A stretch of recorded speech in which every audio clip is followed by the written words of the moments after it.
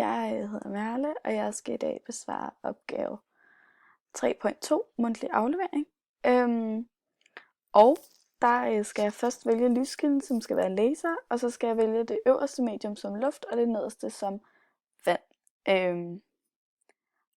Og så skal jeg gøre følgende her. Jeg skal sætte indfaldsvinkel til en tilfældig vinkel, og aflæse både spejlingsvinkel og brydningsvinkel. PT ser sådan her ud, der er luft og vand.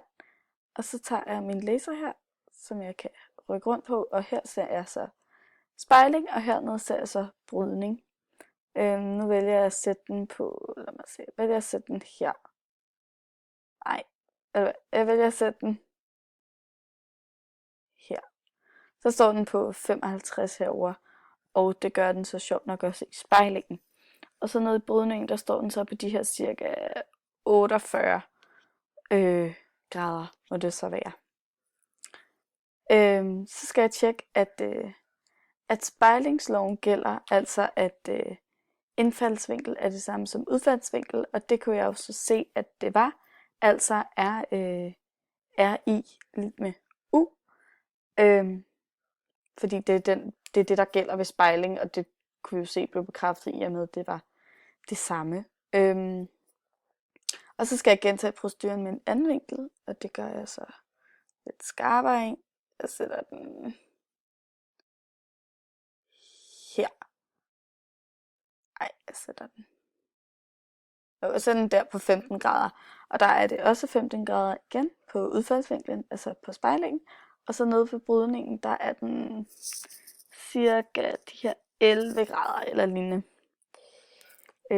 Ja, så er jeg ned i opgave 2. Der skal jeg ændre det øverste medium til glas, og det nederste skal så være luft, og det vil jeg så gøre nu. Glas og luft. Sådan der. Og der kan vi se, at brydningsindekset flytter sig fra 1,5 og så til 1 her.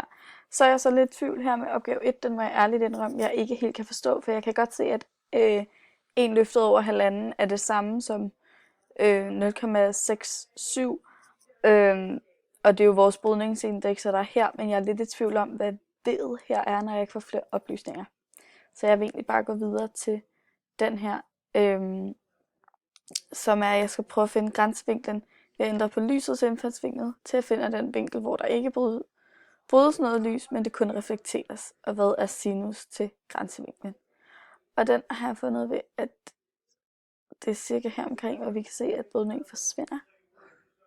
Og det er cirka her. Og det tror jeg vil vælge at aflæse som cirka 243 grader. Og så tager jeg på min lommeregner, det gør jeg så lige her ved siden af. Ej, det kunne jeg faktisk godt gøre måske herop. Ej, jeg holder mig til min lommeregner, undskyld. Sinus til, så tager jeg det til 42, fordi det er 42 grader. Og det bliver så 0,6691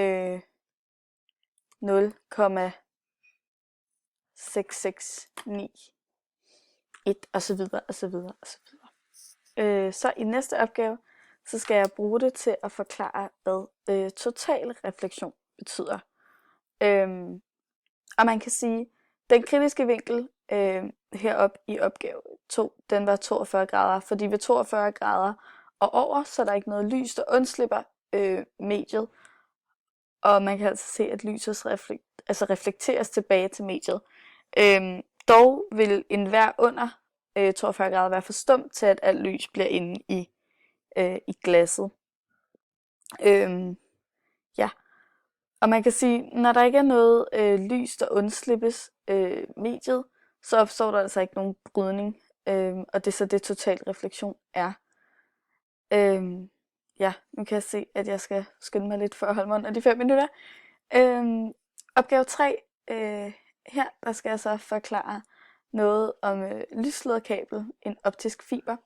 Og når lyset rammer overfladen højere end den kritiske vinkel, så vil der ikke bryde noget lys igennem.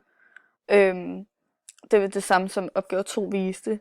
Men man kan så sige, at de optiske fiber, der har man taget en fiber af rent glas og beklædt det med fiberen med sådan et andet materiale, der er specifikt valgt, så forskellen mellem glasset og beklædningsbrydningsindekset optimeres i forhold til total refleksion.